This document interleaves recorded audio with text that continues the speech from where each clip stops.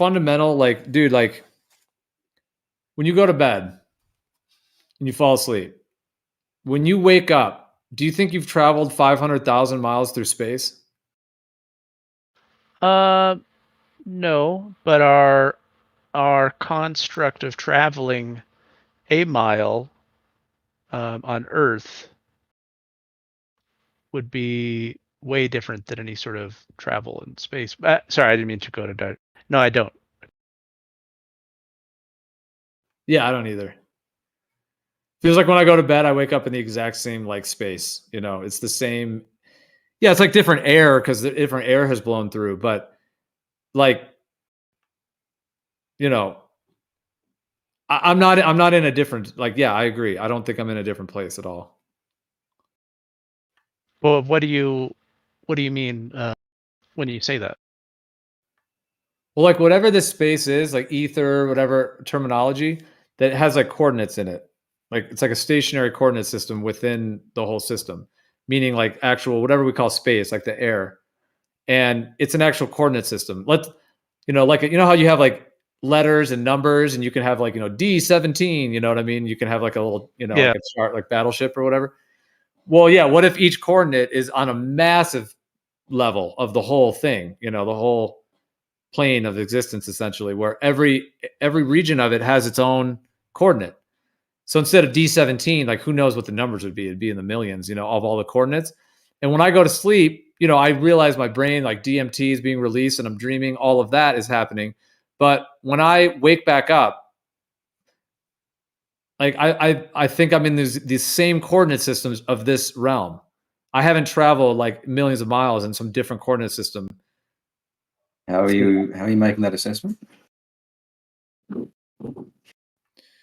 Foundational spatial awareness. You're saying you can sense speed. No, he said he can't in that sense. Then how can you possibly make that assessment then? No, he's saying he doesn't feel like he's traveled that far. No, I didn't I say anything agree. about feeling. No, I didn't say anything about feeling. Agree. No one feels like they're traveling The really miles. visceral direct connection with the spatial components of this reality. Like direct validation and verification of the coordinates and the space and time dimensions essentially that are constellating to create that moment. I mean, it's all light. It's all like light and vibration anyway. So there isn't really even a physical world. It's all just creations of our consciousness ultimately, in my viewpoint. So it's not even really a space coordinate in that way. Like it's all one and it's all part of that. But with that being said, as much as we can define it, there are certain coordinates within the ether that are foundational. Like the ether is stationary, but then there's part of the ether that's the magnetic field that's drifting. So you have the whole ether drift, and then you have the stationary foundation. So there's coordinates in the ether, and any physical matter that moves through the ether, it's essentially like transducing through the medium and changing its coordinates. And there's absolutely no indication that those coordinates have changed in any way, shape, or form. Like they're the same as they were in that sense. Yeah, which is why I think, in my opinion, like it's deceiving. Like we're not equipped to sense that stuff. As far as if you believe in evolution or whatever.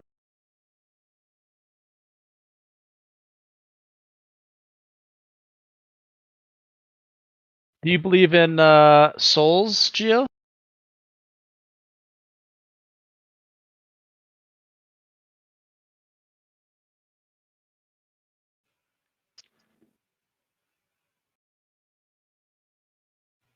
What kind of souls? Foot souls? Dancing souls? Yeah, Dr. Souls soul. Dr. Souls? Dr. Souls. Because you're into the more spiritual side and the psychedelics.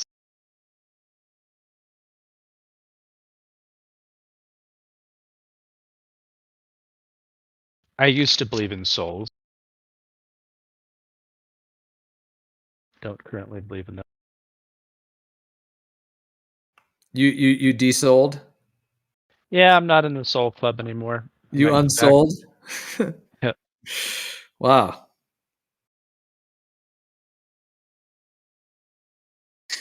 I think souls are a historic way to describe the mind or the brain.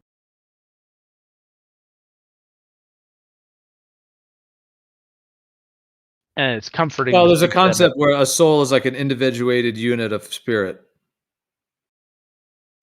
Yeah. Like a soul is like a fractal holographic mirror image, but also a separated type of consciousness, or like a unit of consciousness that is separate.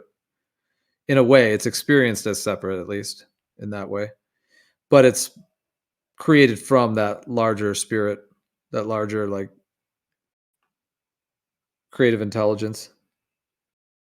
Yeah, I mean that's what I would say. Ultimately, I am. Yeah, I would say I am a soul. Like I'm not like I am a soul in this body, and I would use the term soul. I mean, we have to have some word for it if we're going to be in a human Yeah. body talking. So I mean, yeah, and so yeah, absolutely. I would say it's like our core energy structure. I mean, I think like the creator is ultimately light and love and sound. It's ultimately light and love, but it uses sound vibrations and electromagnetic and electrostatic fields to then manifest all of these different worlds and realities. Can I just ask how many drugs you've had tonight? Yeah.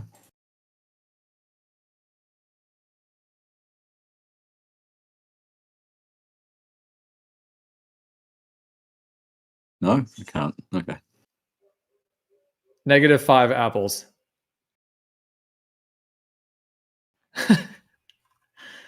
How do you? What's the deal? Negatory on your random hopes of drugs, whatever you. How many cans of Foster's Lager have you had? Cans of Foster's Shitty Lager have you had then, mate? Ruhiv, how many drugs haven't you had? What's going I've on? had 0 drugs today, except. And that's the problem. Yeah, I'm there just you, kidding, you dude. go. He's He's too too much rigid. Foster's. He's too rigid. He's too rigid, Jin. He's got to crack out of his shell. Yep.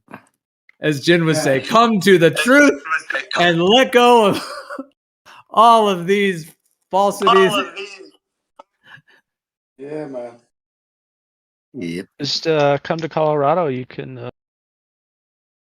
do DMT. You can do that anywhere, but What do souls have to do with drugs, Riv? Why'd you bring up drugs? What does that have to do with anything? We're talking about souls. Oh, just the colourful language coming from you this evening. You're on all the good shit. What about the holes of acids, eh? Souls. I'm tripping on life, Ruhiv. Yeah. Yeah. Yep. Yeah. I'm tripping on the old flat earth, man. Natural high. I'm doing 15 miles a day. Enjoying that ecstasy and the euphoria of that feeling of the sweat, the heat, the shortness of breath. Yeah. Flat earth. See that? I train to do this stuff. That's where you're in deficit, Ruhiv. You don't do any kind of training. I'll destroy you everywhere. Paradoli, you are. Yeah. Like I would say our souls exist in the spirit world, and that's where like our actual core energy is. And then like I could say this for myself, like, and when I like incarnate in a body, it's like only a part of my soul that is even incarnated. Like I don't even think the whole soul is even fully incarnated. So like we exist on many, many transcendent levels, far beyond and above any one human life. So I think when we die, it's actually an expansion, like a profound expansion. Because we become more of who we are, more of the wholeness. And being in a human body is quite limiting, considering. It's amazing how many things we do bring through from the other side, which is amazing. But at the same time, overall humans are quite limited, in a way. I mean, we're unlimited with creativity and beauty and love, all those things. I'm just saying, we're like, compared to the totality, we have to be, restricted down to a very limited part of it. Otherwise, like it would be overwhelming to even if you just had, yeah, like we're all I don't know. I experiencing mean, people one part of it. But a lot of people are sleepwalking at the moment. They don't even realize that level of consciousness you're talking about. Man, we're in trouble. Humanity, we're miles away from there. They're not on your level. Yeah? People are dying. They don't even know the up's flat and they're dying. Passing on. Well, they know they know after they die. Do you feel that? Yeah. After they die, they're like, Jin was right all that time. Was right. Jin was right. Me, it was the us that was right. That's what's happening right after they die. They're just going, Jin was right. Have you ever found that people that do a lot of psychedelics believe in aliens? No, I don't know. Maybe. I mean, I don't really get a sense that there's probably that many, in those. But maybe to some degree. Depends on what you're defining as an alien, though. Like, I mean, within like the ayahuasca work, I'm talking like real deal working in ceremony with ayahuasca. There can be deep connections with interdimensional beings, but either purging very dark ones or demonic ones, or tapping into very high octave and high level types of entities. But if it's properly run ceremony, then it's always towards the direction of healing and cleansing and purging. So, I mean, depends on how you define an alien, but it is part of like, so, well, yeah, I guess it depends on how you define alien. Like, are you talking like from some other, like a physical one? Are you talking about like an interdimensional being? Like, yeah, you'd have to, because my mind is thinking about several different things. Well, I just was curious because people that I've known that have done it believe strongly in aliens, and I felt like there was a connection between psychedelics and a belief in aliens, and I guess I don't really know the distinct difference on it. I think there kind of is with mushrooms, actually, in a particular way. They are kind of interdimensional entities in a way, but I don't know. I wouldn't. I'm not sure, man. Actually, I don't. I mean, hard to say whether like there's more people that are into aliens that also are. And it depends on what you're referring to. Like, are they just using it like recreationally, or are they using it like spiritually or therapeutically or with intention? Yeah, a lot of factors. But yeah, dude, I mean, they hype up aliens and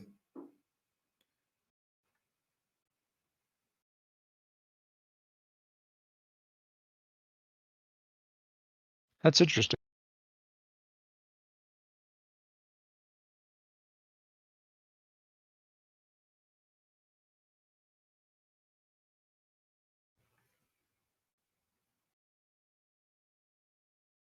Hey, Gio. Yo. The interesting question when someone asks, like, do you think you have a soul? It's like, whoa, yes and no. It's both at exactly the same time. Neither's empirically provable. You have to give it a name, you have to give it something, but it's kind of more the question, do you believe there's any point to any of this, or is there some meaning somewhere to be found? And again, it's completely in your hands. Like, that part of that question is, do you want there to be any meaning, or do you want it all to mean nothing? Like, that's entirely the question for you and whatever you want to call yourself, the soul or your body. It's like, do you want it to have meaning? Yes. Or create some meaning?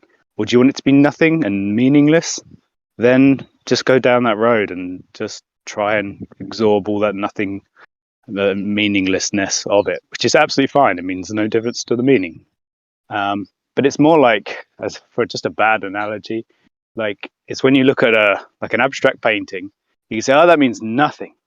That's just useless stuff just painted on a canvas. Or it could mean everything to you. For some reason, it just taps directly into your energy as a person and you as an entity, and it completely means everything. So if there is such thing as God, Who could say?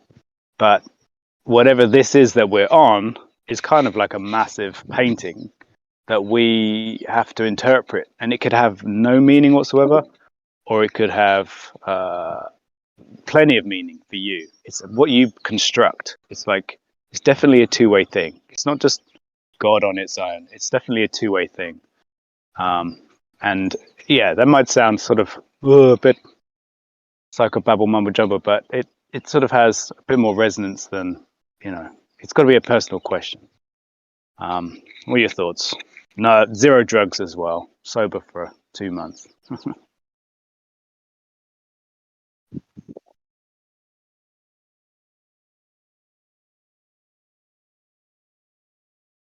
Yeah, well, no, it was well said. Yeah, I appreciated everything you shared.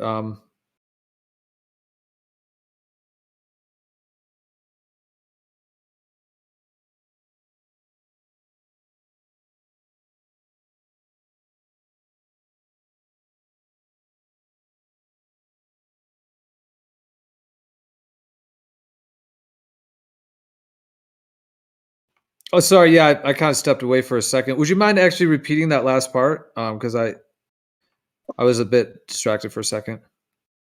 If I was going to respond, if you could, would you mind just like summarizing it real quick? I guess I'm never always looking for a response. It's more in a feeling when Ruhif comes in and there's sort of like this negative energy sort of comes over the conversation, which is totally fine. And we definitely need Ruhifs in our lives. They're very important people. It's just that I don't know which part I got up to, whether life either has meaning or it has no meaning. So you're either in this construct of the billiard ball space where atoms are just random and they hit up against each other. And they don't mean anything essentially. It's all just like this weird play of matter that's evolved over millions of years from this huge explosion, which everyone sort of thinks, oh yeah, that sounds great. But obviously it seems ridiculous as well when you talk about it like that. But whether life has meaning or it doesn't have meaning, like the guy said, do you have a soul? It's like, do you want to have a soul? Would you like there to be any meaning to this life? And you can make that decision, whether you do or not, I guess. But then it becomes about interpretation of your existence, whether you have meaning or not. But you choose whether to have meaning, or you choose whether to not have any meaning. Yeah. Well, it's a deep question, and it's connected to like the entire modern materialistic Newtonian Cartesian worldview, like materialism, this materialistic paradigm, and then Newton Cartesian is essentially, Isaac Newton and Descartes in terms of that, the entire paradigm, which pretty much this entire modern system is built upon, like this quote unquote sciences, the school system, a lot of it is built upon this like materialism. And yes, like as deep what you're saying, like the concept of like the Big Bang, atheism, this isolation, evolution, the dinosaurs, all of these components that go with the globe, of course, are centered in this way to where, at least on the extreme side of the spectrum, it has created this almost like a disassociation, like a dissociative state.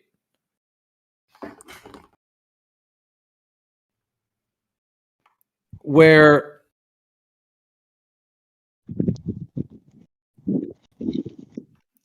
that level, like being disassociated from nature and from like, it's like the concept between like an enchanted world versus a disenchanted world.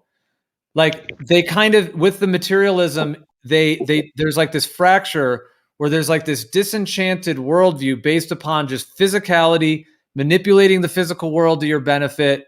We all just evolve, so we're just kind of on this wild kind of evolution thing, and also just all the competition and that energy of survival of the fittest, perhaps even.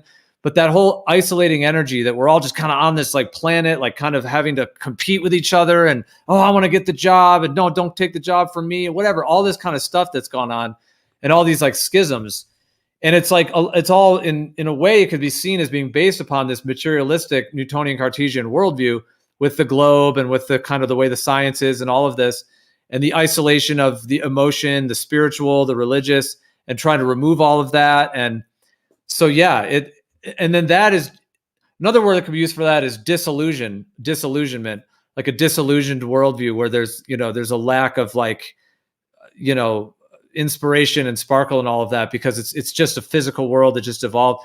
Anyways, so that whole materialistic worldview in juxtaposition with a more like enchanted, integrated, holistic worldview that incorporates like like more of an integration of being and an understanding of like the interconnectedness and so on, that actually has enchantment. So like if there's a baby born and right when the baby's born, a hawk flies across the sky, like there's meaning to that. Like there's actual a timing and a meaning, and there's a way in which like the baby being born and nature are actually connected. It's not just some isolated, like evolved being on a random planet flying through a random void, but it's actually like there's a relation between nature and humans that has a meaningful and an enchanted and a could even be said like a divine dance, like with the creator in a sense, on that level where there's a more like integration and of like totality of being with others, and that those kind of synergies that can come from that, and that enchanted where there's meaning in the world, there's purpose, like that word meaning, like there's meaning, all the meaning is there. And the thing is, in the heliocentric paradigm, and even a lot of the colleagues that I've worked with in these fields, like they're actually in that trap because they're advanced, but they haven't, they're still in the heliocentric model, and they're trying to like re-enchant that, but it like can't be done because by nature it's like a disenchanting worldview.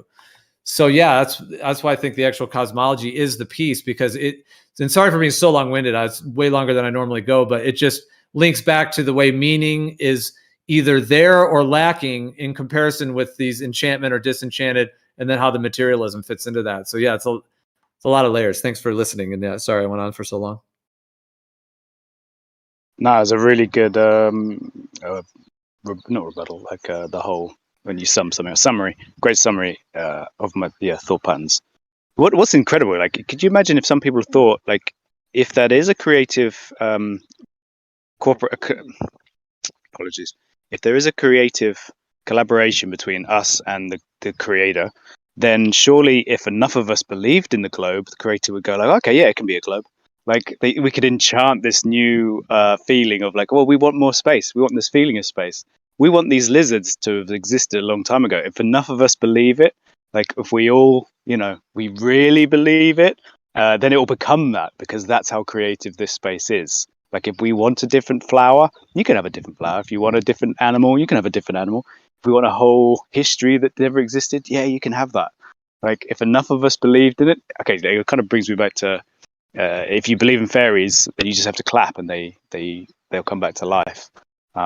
Whether there's that disillusionment, I mean, not wanting to convolute it, but could you imagine though if some people thought that way in terms of a religion? Like the guy who invented the Big Bang, he was a religious man. It makes sense, kind of like there's a singularity which then exploded into all of what reality we perceive. It kind of makes sense even on a theological level. Obviously not on a physical level, and obviously not in measurable reality. But in terms of like a thought game, whatever the word you call a thought game is, it's kind of interesting. Like, let's really see if we can change the fabric of reality through human belief, if our human belief has as much importance as we hold it to have.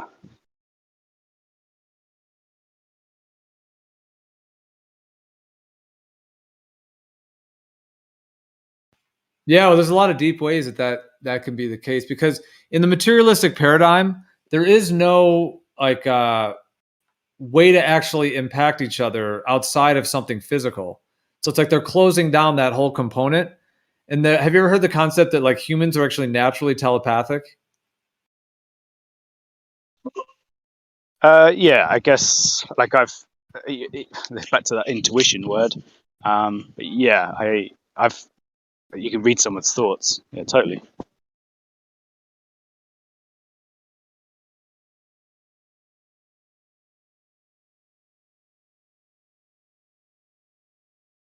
as you get older, man, you realize more like you see something before it happens, like bad shit, like, and you react to it. You try to, you're like, oh, wait a minute, if I don't do this, and then later on you didn't do it, and then something bad happens. It doesn't have to be crazy bad, but something bad happens. And you just remember, like, damn, I knew I should have did this. You start reacting to that, which you could call somewhat intuition, but I think it's more than that. Get that a lot. Like, the older I got, the better I was at catching things that were about to fall. Like, instead of thinking about it, just caught it. You're like, wow, that was a great catch. But like, it's only happened recently, in like the last 5 years, where, like you say, that happens in real life, where you think, if I don't do that one thing, something shit's going to happen. You can catch that problem, which is a great feeling. Yeah. I try to feelings, man, because it only takes 1 out of 10, and you avoid anything bad. But I'll tell you what, man, when I was younger, I got into karma. I heard about it, and I started paying like sharp attention to it, like real close attention to it. And it just amazed me how balanced it was. Like I could tell you stories, but I'm not gonna because they're long. But man, I've just some crazy karma stories where something little happened and it got me back the same way or for the same value. Or it's just amazing how balanced it is when you pay attention to karma. It's real, in my opinion. I also agree that karma is real, but I don't believe that it's like a force.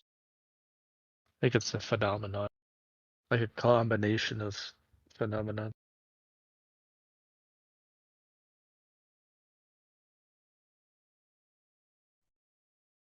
Well, it's live action, isn't it? It's live action. So if you're paying enough attention to the live action, you're integral into the action, and it reflects straight back into you. So whatever that energy is that your action creates or your intention creates, it definitely reverts straight back to you. And when you're in that flow and everything is kind of working as it should, and then when you've made a slightly wrong turn and you sort of moved away from that energy of action. And it's not always easy to stay in it, and it's not always easy to find it, but something Taoistic about that, where there's a flow or a way of that energy, and how receptive you are to it. It seems to be the crux of that, how much you're looking for that. I think a lot of drug states can put you in that flow straight away, and everything seems to have loads of coincidences, and everything seems to work, and you sort of have better connections with people. And then the next morning you wake up and you're miles from that flow, as if like you've lost your reserve of whatever that flow was or energy. I just quit. I was like, man, I can't, even little shit. I ain't talking about big shit. I ain't never been like that. But like, just a quick example, like I borrowed a gas can, and I was supposed to give it back, but man, I had to turn around. I had a lot going on, and I'm like, fuck, dude, I know I should have brought this damn thing back, and eventually I will, whatever. And just wind up needing it later that night. Like later that day, I wind up needing it, and it cost me about as much as the gas can got, and the time. But and like the damn water at the grocery store, they had this water machine, and I brought in a few gallons. I thought it was like $1 or $2 a gallon, and it wound up being like where you're supposed to use their jug, but they didn't have any. And I didn't know that. So when I went to pay, they're like, no, you got to have our jug and all that. And I wasn't going to dump the water out. I took like a couple gallons and instead of dumping it out, and I get home and a freaking coupling breaks on the water main.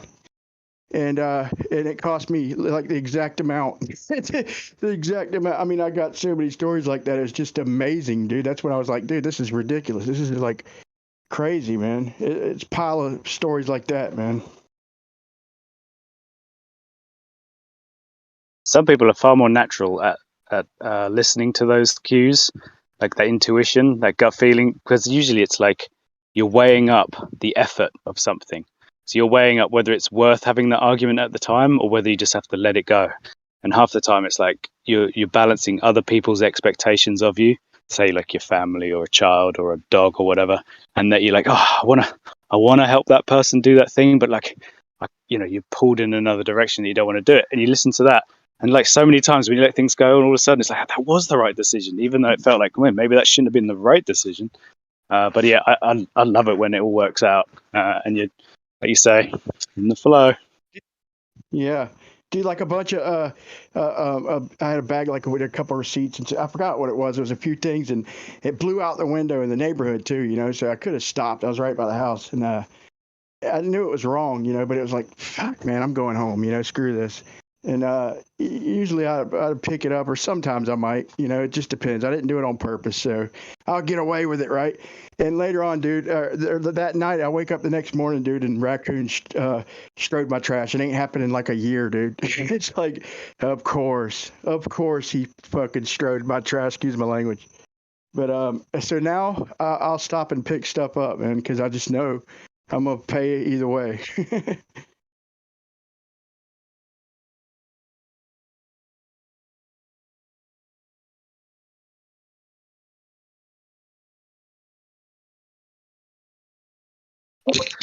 Sorry, I'm on mobile. I pressed the wrong button. Is it? Shit, I forgot my thought. Oh, fuck it. It's a good story. I think one of the keys to that is that you've got to be out and about in life for it to happen. Like you've got to be moving stuff around and like doing things. Like it doesn't happen when you're just sitting down at a desk job, which is obviously what a lot of people have to do. But none of those interactions with life happen when you're interacting with a screen. It's like it does. That's such a more mechanical way of interacting with life.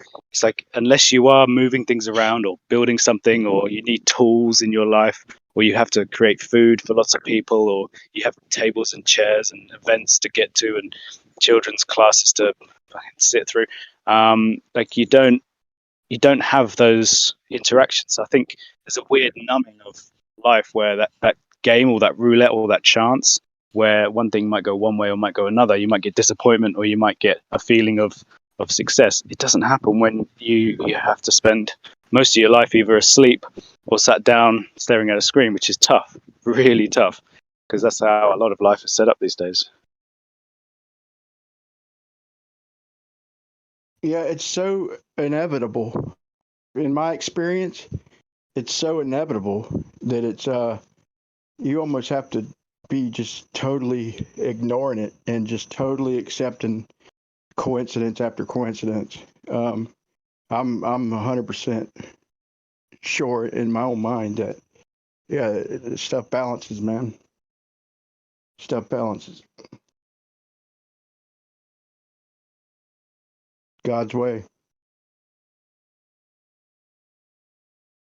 I feel like I'm gonna be, I feel like my conscience, my spirit, my soul, I feel like it's gonna be around forever. I think there's something wrong with people's brains, fundamentally. Like there's certain things we have no comprehension of, like eternity or even nothingness. Like why can't we comprehend things, simple things like that? It's like we weren't meant to, and it just seems like something that simple, like where's the end of this place? Hey, even if you're on a globe, they just pushed the problem further out in the universe, but there's still got to be an end. And how could it possibly end? A wall, what's on the other side of the wall? Just stops. Okay, there's still something on the other side, even if it's empty space. It can't just be nothing. And I feel like I think it's the rest of consciousness, which is huge, way bigger than this. Yeah, that's the point. I feel like my consciousness is gonna, or my spirit, my soul, is gonna just continue on. That's why I like listening to you, man. That's really why I joined. I was just listening to you. Like I like it when you start philosophizing. You got some interesting points, and for somebody who doesn't dwell into thinking like that, it's almost a waste because it's fun to speculate or try to learn more and more about what people think and come up with your own thoughts, because if we just die and it's over with, then it was pointless anyway, so you might as well try and figure it out, the best you can for the next ride, right?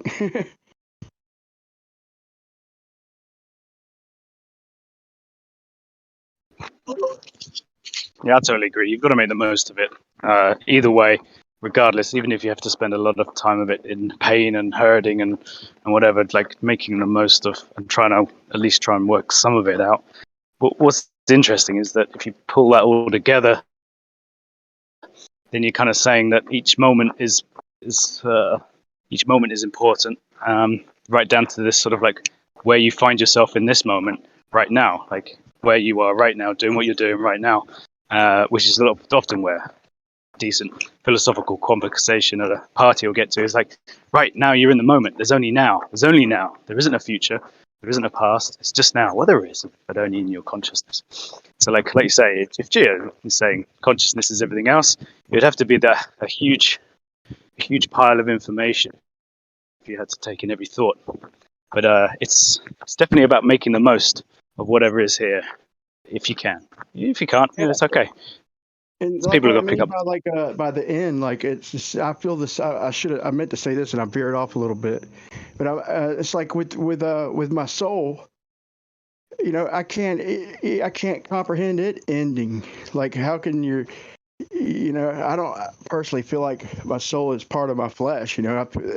It's obviously, sometimes I think or have feelings from the heart, from the stomach, even like, and from the mind, the brain, but it's more than that. So I can't anything just ending and being nothingness. I don't think there really is such a thing. And the same thing with our souls. If that holds true, then our soul won't.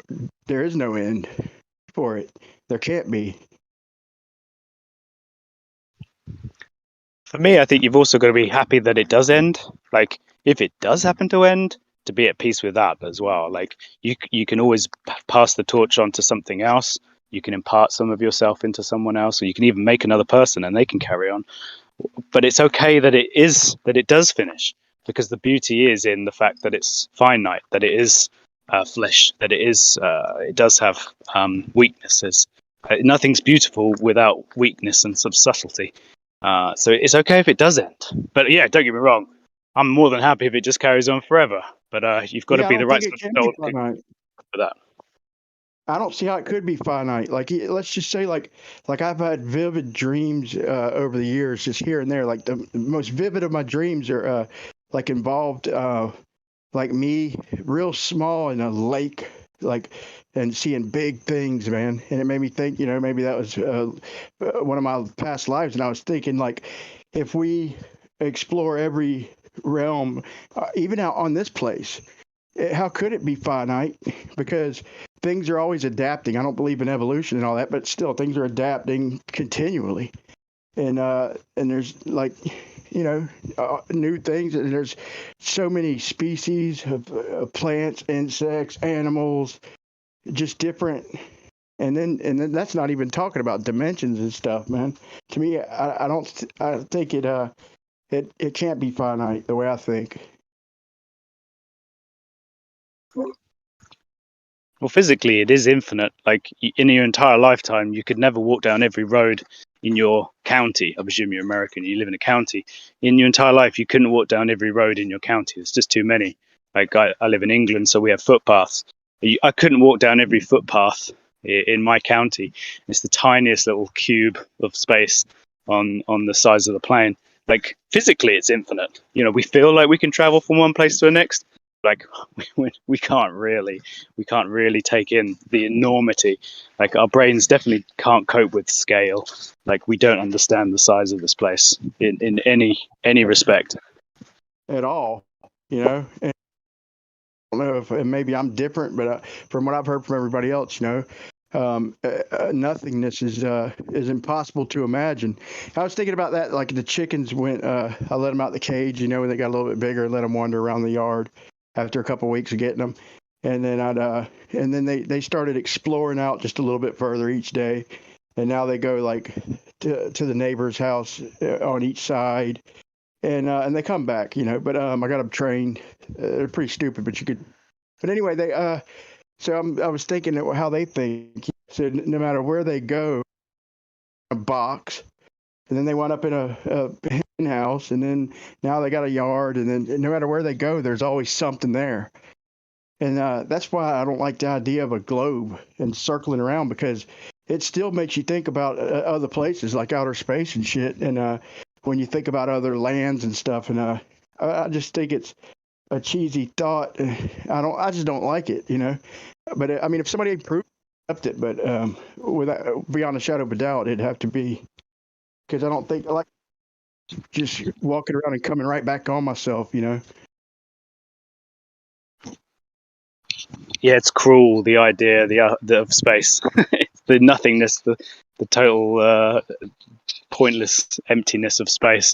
It's so cruel, considering how much beauty and life is here. Like, seeing people get excited about going to Mars, it's like, oh man, it's the most dead, ugly, pointless rock.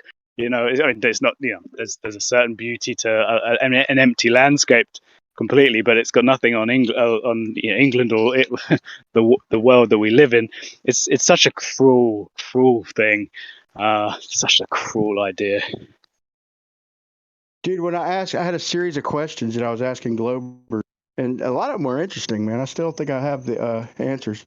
Yeah, I don't know if Ruip's here, but he answered them. Charles Flat Matt, Don. Quite. My questions was like, how does your entire world end or stop? Like your entire world, how does it stop? And every one of them said, like if you ask a flat earther that, they'd be like, you know, I don't know, maybe I think there's more land or something like that. You know, I don't know, but every Glober said, well, Dutton, you just circle around.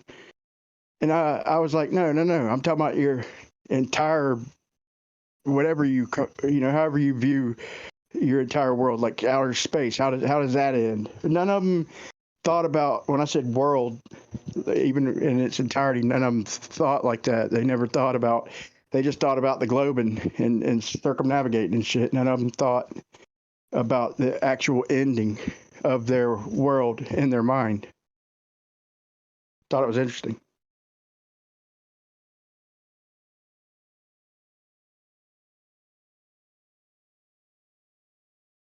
Another question I asked was, since nobody responded, I'll make it quick, was like, does buoyancy increase if gravity increases?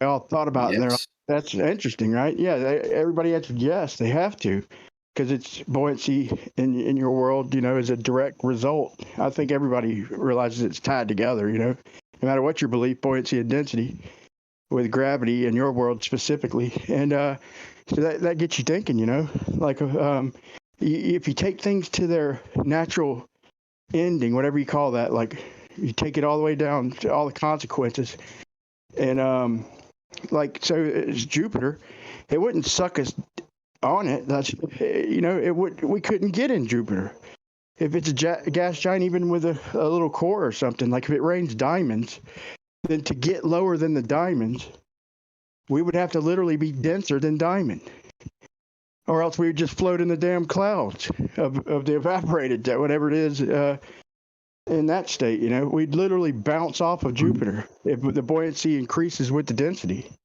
It's not natural. I mean, with gravity, I meant.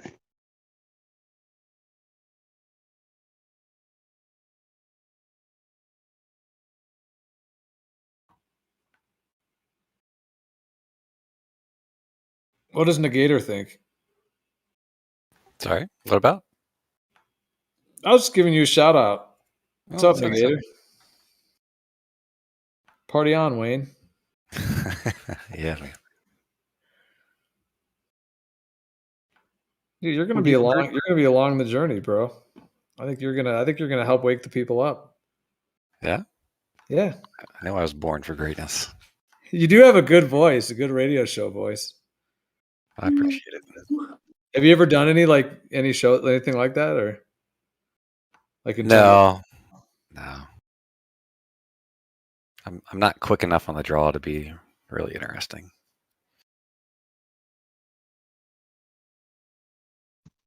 What do you think? Buoyancy, man. Like, it does rain diamonds on Jupiter, so the diamonds have to solidify to come down. We'd have to battle our way in there, right? Or we'd pretty much float. It feels like being in the weeds of a fabricated planet world. I would agree that. Yeah, it's all wild speculation. Swimming through wild speculation. It is absolutely unbridled, uncontained speculation that there's diamonds raining on a light in the sky. But let's go with it. And Brian's saying, would we swim through the diamonds? What would the density and buoyancy ratios be? Come on, guys. We got to get to the bottom of this. And what kind of shovel would we need if we were to dig our way down to Jupiter?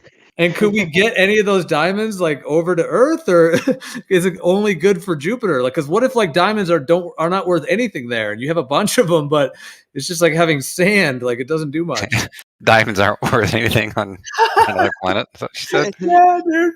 On Jupiter, because they're raining, it's raining diamonds apparently, so they'd have no value. Is that the sky Lucy's in? I know. Oh my gosh. Well, what's funny about that is that Jupiter is like in astrology, it's the principle of wealth, expansion, growth. Like Jupiter has the principle of Jupiter has to do with, largeness, bigness, things that are big, things that are expanded, expanding your horizons, even in that kind of way. Everything to do with bigness and growth on all those levels. So diamonds are a thing of wealth, which, Jupiter is connected to wealth and great wealth. People that have a lot of something, a lot of it, because the lot of it being Jupiter, in this case, money, in that sense. So yeah, it's like they're trying to say that it's raining diamonds on Jupiter, and I don't think it's a coincidence that diamonds are connected to the Jupiter archetype astrologically. They know that, and they're actually like linking it to that for that reason. They're linking the diamonds to Jupiter because it actually is representative of diamonds. Why they're doing that, I don't know. It's kind of like a black magic thing. They're trying to like convince people of some material, actual thing that's happening as like a black magic trick, in the way of like hijacking the symbol of Jupiter representing wealth with the diamond part of it, and then like contrasting that with like this physical claim that it's happening on a planet far, far away.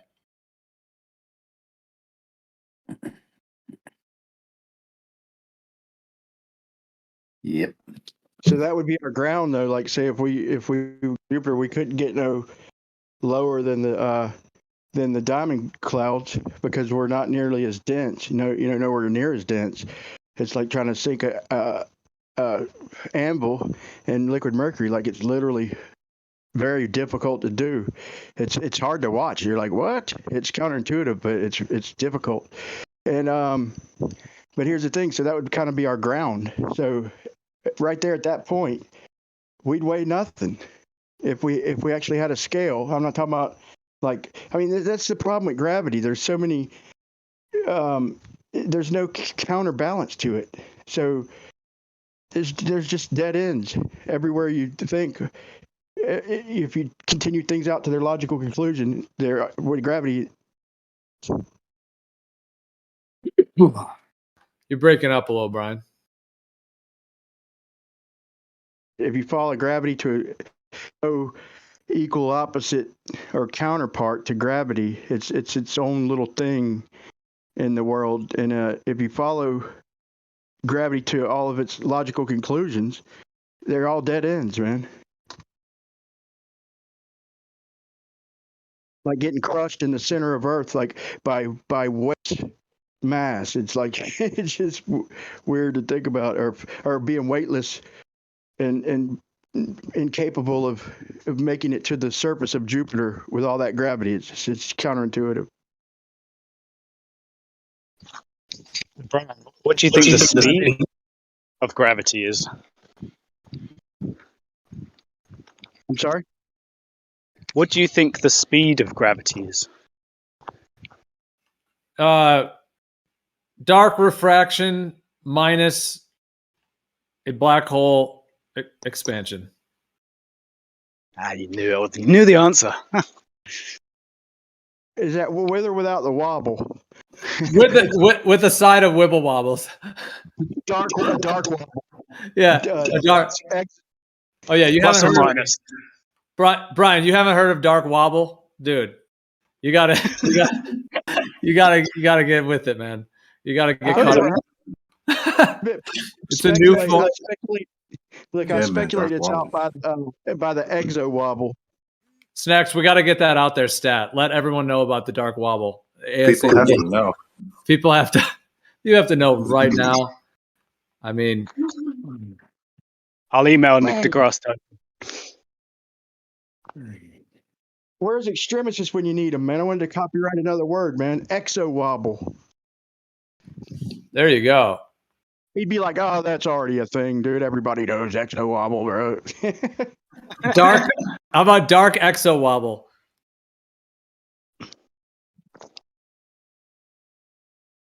This is the transgender metal band. Sounds like it.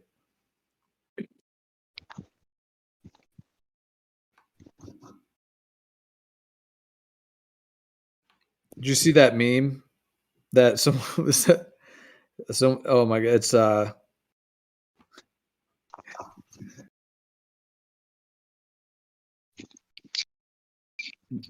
is it in the live text now? well, I could post it. It was just one I was thinking of. I was just it basically says something like, remember when LGBTQAI were like the letters that you picked in Scrabble? Or Wheel of Fortune. They're terrible letters in Scrabble. You can't make any words with those letters. I know. That's tough. It's a tough combo. No, I mean, I respect people's, I mean, I don't know, not that we're going to go into that topic, but I mean, I respect people's, but it does seem like a lot of like additional labels in that way. It seems like people could just be themselves. I don't know if there needs to be labels for it all. Do you see that they're sponsored by Lockheed Martin? Like the latest Pride March, sponsored by Lockheed Martin. L before G, except, or L before B, except after G. I feel sorry for real homosexuals. Like, man, like it was all going fine, and then it's all got really screwed up. I know, right? Yeah, because they're like more. It's like more problematic now. I know exactly. Yeah, it's got a whole nother fight, dude. After they got a and really, and now they got a whole nother fight. Maybe that's just how it is. There's always going to be a fight. That they're just rebels at heart. Well, some people may not agree with this for sure, and this could be controversial. But since we are somewhat talking about it, I'll just share my viewpoint on it. And some people may very much be, have a different opinion. I respect other people's opinions. I'm not trying to say anyone else has to agree with me or anything like that. Just sharing my viewpoint on the soul level and in terms of all of that as well. Because in my viewpoint, like we incarnate into this body and like we choose to come here and to take on the different tasks that we're going to take on here.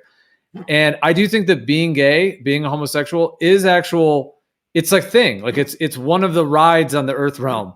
It's a thing. Like there are people who are blind. There are people who are handicapped. There are people that are very intelligent, people that are not intelligent, people that are attractive, people that are not attractive, people that have musical talent, people that are non-musical, etc. All these different things.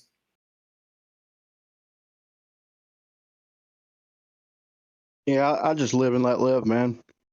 And in the same way, like I think some like that idea of are people born gay? I would say actually yes. That yeah. There are some, because I think it's a soul thing. Like their soul, that's that. Like if they are going to be gay for this whole life, and that is their like base nature in that sense, then and that's what their soul is. Essentially, in my viewpoint, like choosing to experience, to incarnate into, to go through all of the things that entails that life path and everything. And same with being incarnated as a blind person or handicapped or any of these different things. So from that perspective, yeah, like they are born, you know, that in that way. Now, I also think sexual abuse can play a role in, for, you know, that obviously has already been proven to be the case for some individuals, or that could at least be some additional factor, whatever it may be. So maybe not everyone is born gay. You know what I'm saying? There could be some that are not and whatnot, and that kind of like were turned gay because of of something that happened to them, and then at some point they, you know, heal that trauma, as it were, and then they're not gay anymore. But then there's other people that are gay, you know, and some of them even have traumas like that and they heal it, but they're still gay even after that. So it's like, Yeah. it's interesting. I'll tell you what, if I wanted to be hateful, like I could tell, if I wanted to be hateful toward gay people, I could be like, yeah, man, you know, it's a choice, you know, it's not natural. You weren't born that way. You're a man. But dude, that's not really right, you know, to me. I mean, I don't really want people's sex life shoved down my throat, but at the same time, you know, Bad choice of I words. don't know you. So if you say that you know that you've always been gay and you were born gay, then who am I to tell somebody that they're wrong? You know, I mean, I could start thinking, you know, maybe it's something chemically. What are you there? Yeah, what are you their gay lord? You're not lord. You're not the lord over whether they're gay or not. Yeah, it's their thing. Yeah, that's funny though. I was just trying to make a funny joke, like trying to play on words, but well, yeah, man. no, dude, I deeply respect people's, you know, people's own expressions and who they are. But like you ever meet like a really like a big guy with like a tiny voice or something like that, and you're like, huh, that's interesting. Or like you meet somebody that you're sure that they represent as straight, but you're like, you know, with the way you talk or your mannerisms and stuff like that, you could. But anyway, we don't try to call out people that are having the straight life, but seem to like be kind of effeminate, you know, which is like, we don't try to make them rationalize that, you know what I mean? Like, hey, you might really be gay, you know what I mean? Definitely, man. Because look, if every man was like me, then there wouldn't be no gay men. Because I don't find men attractive. Like I can tell a good-looking man from an ugly man, but I don't find them sexually attractive. Like I find really good-looking women, like the prettier, the better, you know. But so I know that they're definitely different than me, and so I'm not going to tell them. You're protesting too much, Brian. I'm not going to tell them about themselves. They know better not to tell them. Ruhif kind of comes from the other side of the fence, especially on the weekends. Is what the word on the street is. That's when he really lets loose. Yeah. I wonder if I chop my balls off, would I then be gay? No. Well, it would be asexual, actually. Yeah, but see that thing that you have though, Brian, like that natural attraction, that's just your makeup. Because yeah, I'm the same way. Like, yeah, I can see another man and be like, oh, that man is attractive. I can certainly, you know, see that in a sense. But yeah, I have no sexual attraction in that sense, exact same way. Whereas women, but yeah, I mean that's obviously kind of the norm in the sense. And of course, men and women reproduce to create more humans, so there is something to that. However, there's the question of, I guess, ultimately the way I would maybe put it. Because in my viewpoint, the creator is creating all these different experiences. So does the creator want to experience, you know, gayness, essentially? And clearly it does, because it seems to be a lot of it's been created and continues to be. So it's part of the creation in that sense.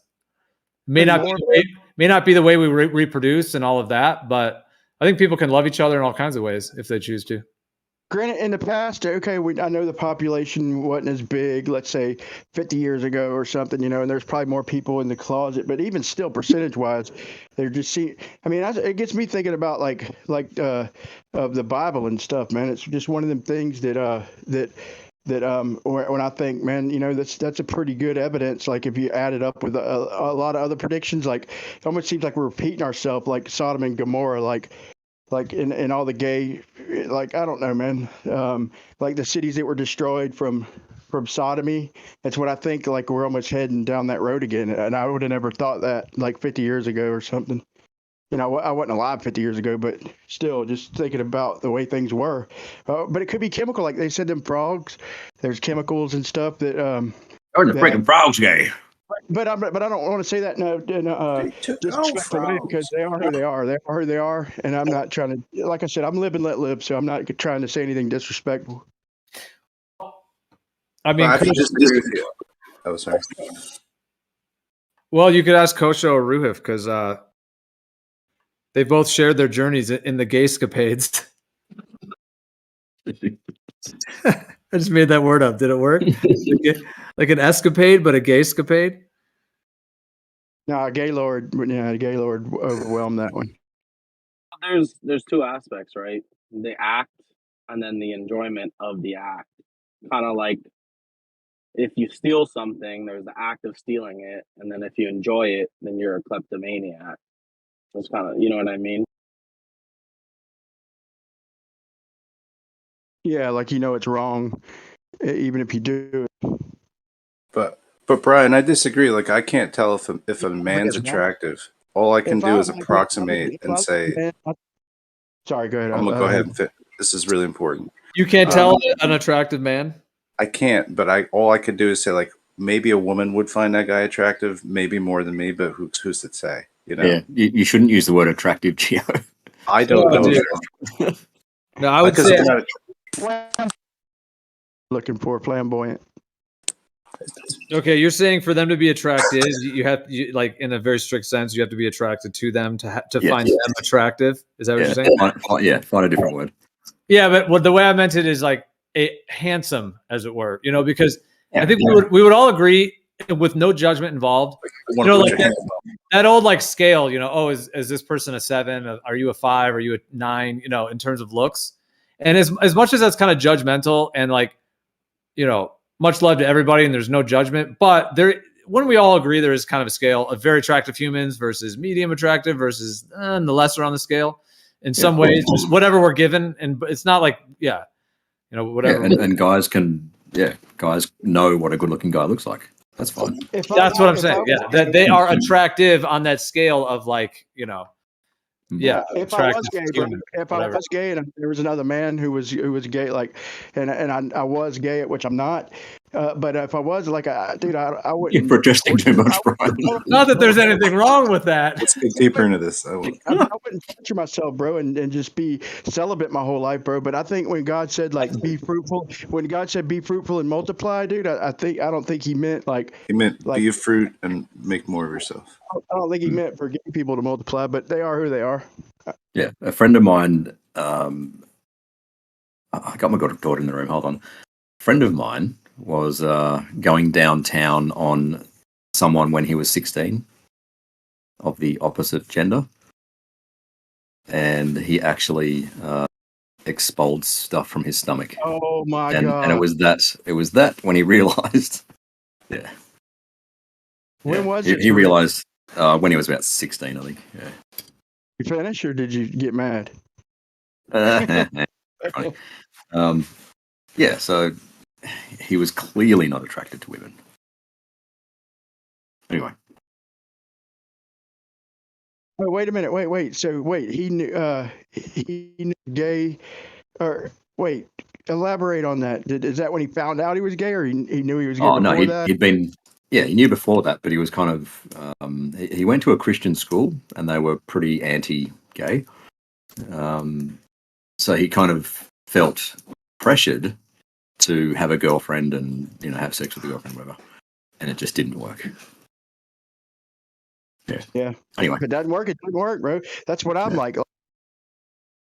Enough in a perfect world, to me, I'd be just ridiculing enough to where you keep your personal business in the bedroom. Like there would be no punishment, and there'd be no dogging you out and shit. But keep your business to yourself. I don't care. Your sex life, bro, is your business. If you're gay, then do what you do. But I don't need to necessarily know and hear about that. Just go gay it up on your own private time. Yeah. Well, I don't think there's any can anyone ever really force someone to listen to, you know what I'm saying? Like, I guess at the end of the day, somebody is free to, in theory, speak whatever they want, but I know what you mean. Like if you're not, anyways, I got kind of lost in what I was saying. I think I was just saying that, like, would it be right to demand that someone else can't say something? You know what I'm saying? Or would you just be like, hey, I don't prefer to hear that, you know, in some way? Right. Yeah, And like, it's you not know, even- I'll hang out with you. I'll work with you. Play basketball on your same team, whatever, man. Just, you know, whoever you fuck, then, you know, that's you, bro. That's you. I don't need to know about that. And even Well, if there's I even did, people that say fine that. too. with their- Too, there's even but, people, you've even heard though, there's people with their buddies, like guys, you know, who like with their friends, you know, like some guys do probably talk about sex, you know, like in that way, like, you know, with their friends or whatever. But you know how there's other guys that are like, dude, like keep that with you and your girl, you know, like in some cases, like I'm just saying, it's in like movies, it's in kind of popular culture. There's kind of that thing as well, you know. in the room. There's both of them where like guys do kind of do that, and then there's ones where it's sort of like not really socially the thing to do. It's kind of like, yeah, you know, you just, and that's with a guy and a girl, let alone like you were saying, like a gay situation where, because a gay thing is something different than like what could be considered normal sexuality. So it is like different, not judging it in a negative way in that way, but I'm just saying it is different. So, you know, Like this, man. Like if they wanted rights, you know, because like people who get married have incentive tax write-offs and stuff, so they wanted the right to be married and stuff. So you march for that, fight for that, and that's I'm you know, I can get behind that. I can understand that at the very least, but you know, once it gets past that and you have all the rights that everybody else has, then you know, that's why I say sometimes it seems like they're just rebels at heart. Like they want to fight. Now it's something else that they got to march for and fight for. You know, even now that they have all the rights that everybody has. But I'm not one to get too overboard with the. I ain't hating. I just have a hard time understanding it. That's all.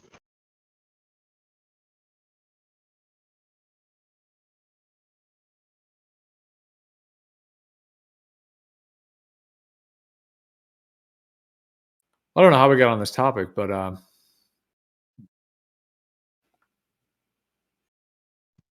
Yeah, who brought this shit up? Yeah, we're stuck here now. we were on diamonds in Jupiter, and then somehow Somebody pulled us out of Jupiter. Need a strong headwind to get us out of here.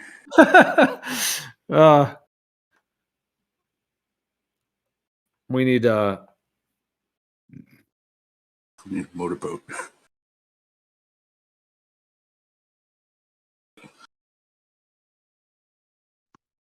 So you're really saying, Brian, you look into someone like a man's eyes and you don't feel something? Not at all, man. All right, I'm just joking. I'm not grossed out like I'm just get away fucking from me, around. like don't touch me. I'm not like homophobic or nothing like that, man. I've got friends, you know. All right, and, you can touch him if you want to. you know what I've even thought about though, like I can see that I use the term attractive. There's definitely men that are very attractive men that I can look at and be like, that is an attractive man or whatever it may be. You know, facial features, chiseled chin, all those kind of features in a man. And I guess there's the whole muscle thing. Like if a man has all that going on as well, like, I mean, you know, that is like a, you know, depending on if it's like overboard or whether it's kind of done in a healthy way, of course, there's that whole thing as well.